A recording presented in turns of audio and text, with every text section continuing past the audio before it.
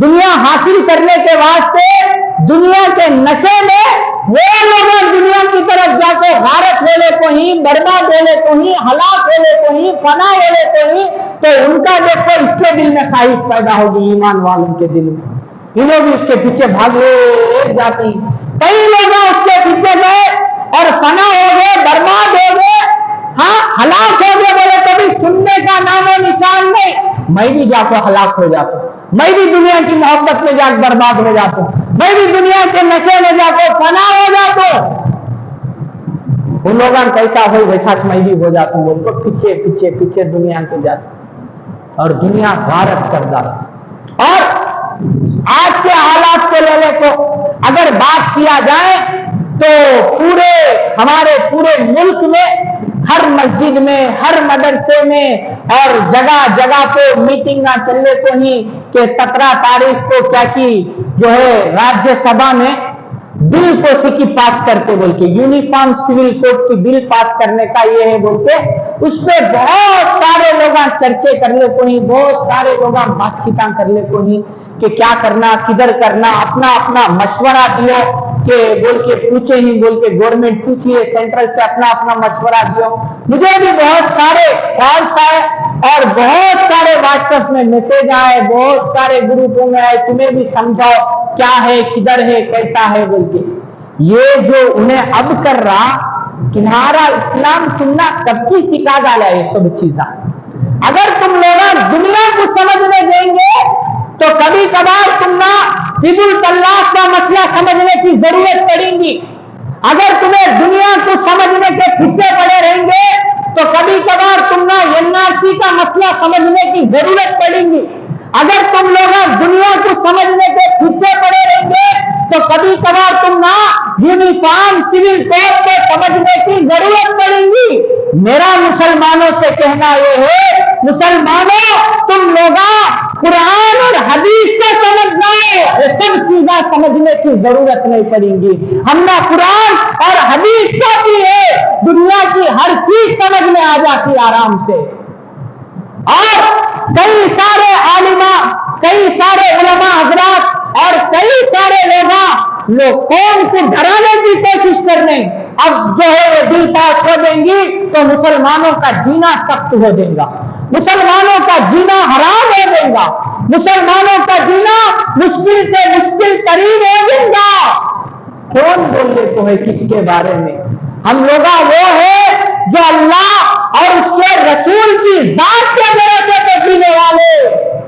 ہم لوگ اگر اللہ اور اس کے رسول کی ذات کو اور قرآن اور حدیث کو سمجھ کر آج تک زندگی گزارے رہتے تو آج ہم لوگوں کو یہ ڈرانے کی کوشش نہیں کرے رہتے۔ یہ لوگ کیا ڈرائیں گے یونیفارم سول کوڈ سے، کبھی NRC سے، کبھی طلاق سے، کبھی کسی بات سے، کبھی قربانی کے نام سے۔ کسے ڈرانا ان کو جو لوگ ڈرنے والے ہی۔ ہم لوگ صرف اللہ رسول سے ڈرنے والے، اللہ رسول کے علاوہ کسی سے ڈرنے والے نہیں ہیں۔ اور پھر ایک بہت قدرت کا نظام دیکھو، یہ بل کب پاس ہو رہی معلوم؟ یہ بل جو ہے محرم کے مہینے کے شروع ہونے کے 2 دن پہلے پاس کر لے کو ہی بل پاس ہوتی نہیں معلوم، لیکن اس دن رکھا جا رہا محرم کے 2 دن پہلے۔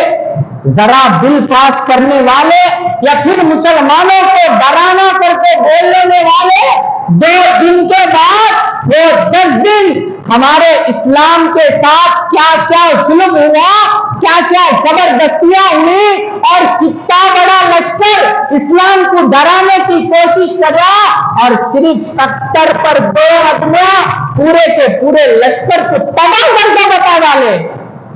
ہم لوگ وہ ہی جو خالی 70 پر 2 رکھو ہزاراں سے نہیں ڈرے، آج تو کروڑوں کے حساب میں ہی۔ ہم لوگ وہ ہی جو ہم لوگوں کے اوپر ظلم کرنے کے باوجود ہم لوگوں کو دبانے، اس میں بھی ایک ہوا تھا۔ یزید کون تھا؟ بہت بڑے تخت کو بیٹھا تھا، انہیں ملک شام کا بادشاہ تھا، انہیں 5 سال کا حکمران نہیں تھا، انہیں ملک شام کا جب تک زندہ رہتا تب تک کا بادشاہ تھا انہیں۔ اور لالچ کیا دیا تھا؟ دینے جنگ لڑنے جو آیا تھا اسے لالچ کیا دیا تھا ابن زیاد کو؟ اگر تو امام حسین کا سر قتل کر کو لینے کو آئیں گا تو میں وہ سر کے بدلے میں تجھے گورنر کی سیٹ دے دوں کی گورنر کی سیٹ دے دوں میرے کو آفر دیا تھا. وہ گورنر کی سیٹ کی نشے میں ابن زیاد جو ہے امام حسین کو شہید کر ڈالا.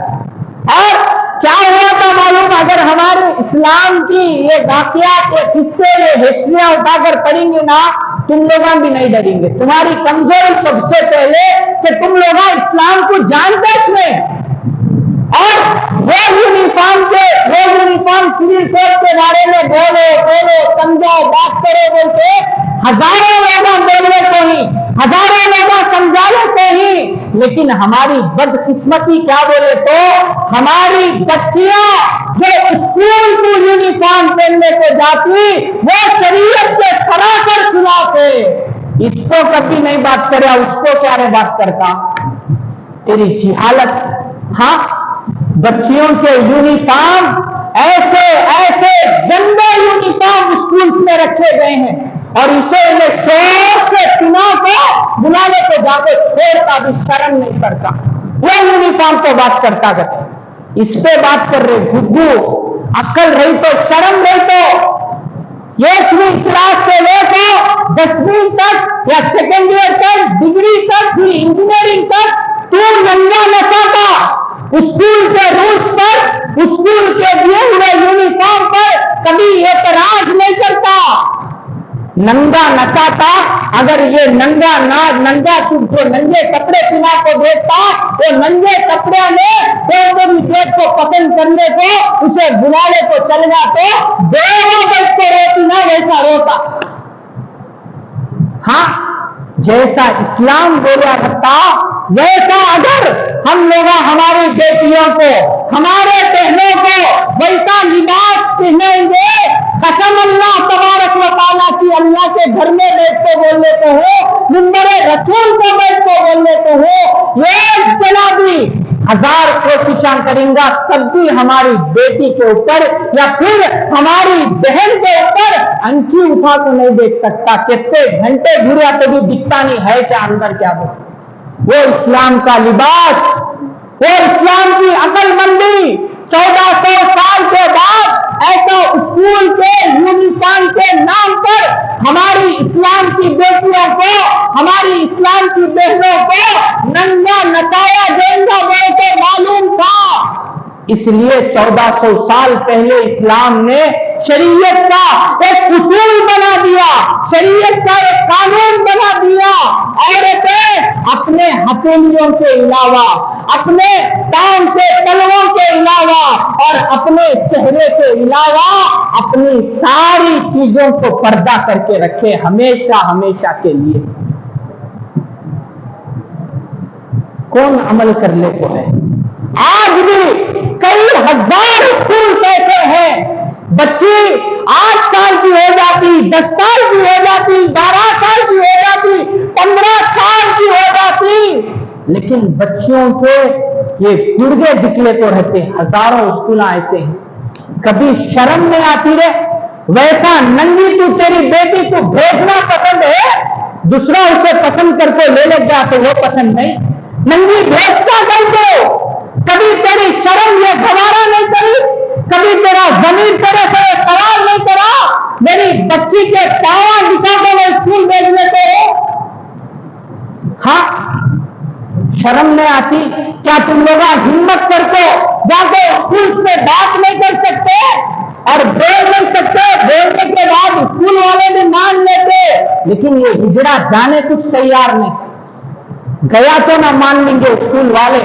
بولنا اسکول والے سے یہ لباس ہمارے شریعت کے خلاف ہے.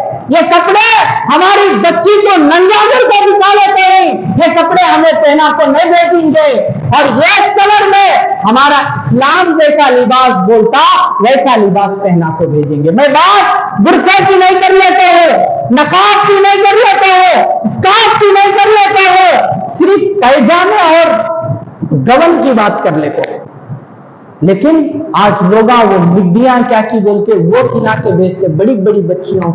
हालांकि इस्लाम बोलता अगर बच्चा या बच्ची की उम्र 7 साल की हो जाए तो इस्लाम बोलता अगर मर्द बच्चा रहा तो उसका बिछोना उसकी अम्मी से अलग करके सुलाना। 7 साल का मर्द बच्चा रहेगा और जब बड़ी बच्ची की उम्र 7 साल की हो जाएगी तो इस्लाम का उसूल ये है वो बड़ी बच्ची का बिस्तर अपने बाप से अलग करके सुलाना। इस्लाम का उसूल ये इन्हें बच्ची को नंगी करके गांव के सामने भेजता और फिर वहां क्या होते वो डांस के प्रोग्राम, गाने के प्रोग्राम, नंगा नाचने के प्रोग्राम, पहले बच्ची का नाम आता इसका। क्या नाची मुसलमान बच्ची पलाने की, इन्हें भी खुश हो जाता, शर्म नहीं सरता। ये सभी अगर हम लोग करते रहेंगे तो आखिर में अल्लाह तबारक व तआला एक जालिम हुक्मरान को हमारे ऊपर बिठा को और पूरे का पूरा हमने नंगा करा को न चाहिए अल्लाह तबारक व तआला। ये अल्लाह के अज़ाब की निशानियां है, ये अल्लाह से नाराज होने की निशानियां है। अल्लाह जब नाराज होता है तो फिर उसका अजाब, फिर उसकी पकड़ बड़ी सख्त होती है, कोई भी बता नहीं सकता अगर उन्हें अपनी कुदरत की मुट्ठी में तुम्हें पकड़ लिया। ये जो लोगों को सांस की प्रॉब्लम हो जाती ये खुदा की कुदरत के अजाब के बीमार ही है। लोग सांस लेना मुश्किल कर डालता अल्लाह ताला जब नाराज होता है।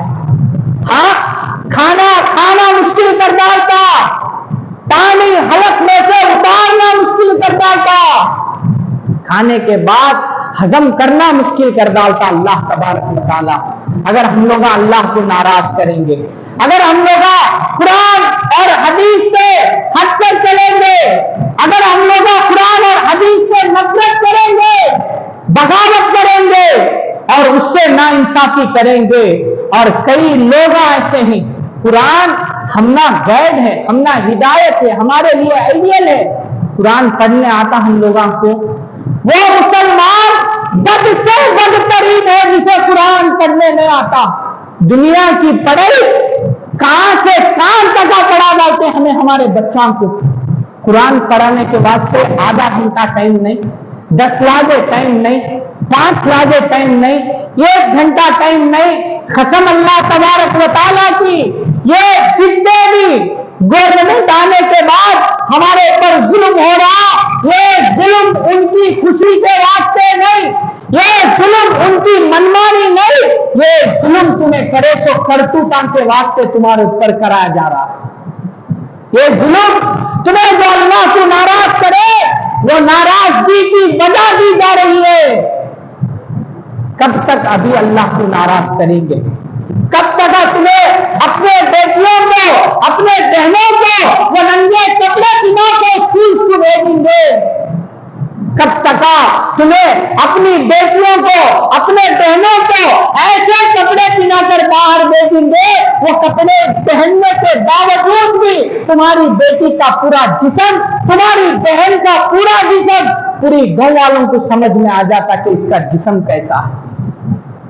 ये अल्लाह के रसूल की हदीस है। अल्लाह के रसूल बोले कयामत के नजदीक एक ऐसा जमाना आएगा औरत कपड़े पहनने के बावजूद भी नंगी नजर आएंगी। अल्लाह के रसूल की हदीस 1400 साल पहले। और जो अल्लाह के रसूल जो कपड़ों के बारे में ऐसा बोले वो कपड़े पहनाना हम लोग पसंद करते अपनी बच्चियों को। वो लेकिन इस्लाम की एक चीज आई है, ऐसा पहनाते, ऐसा पहनाते, हाँ, जिसके ताल्लुक से ये हदीस है। और एक औरत आलिमा ने ये बयान किया, वो औरत आलिमा बोलती है आज औरतों को लेगिंग्स पहनने में बड़ा मजा आता है, और मजा तो आता है साथ ही साथ एक रिसर्च, एक तहकीक के मुताबिक वो औरत आलिमा बोलती है स्किन का जो कलर होता वो कलर की लेगिंग्स पहनना औरतें बहुत ज्यादा पसंद कर ले को, ताकि देखने वाले को फर्क मालूम नहीं होना कि मैं कपड़ा देख लेते हूं कि इसका जिस्म देख लेते हूं।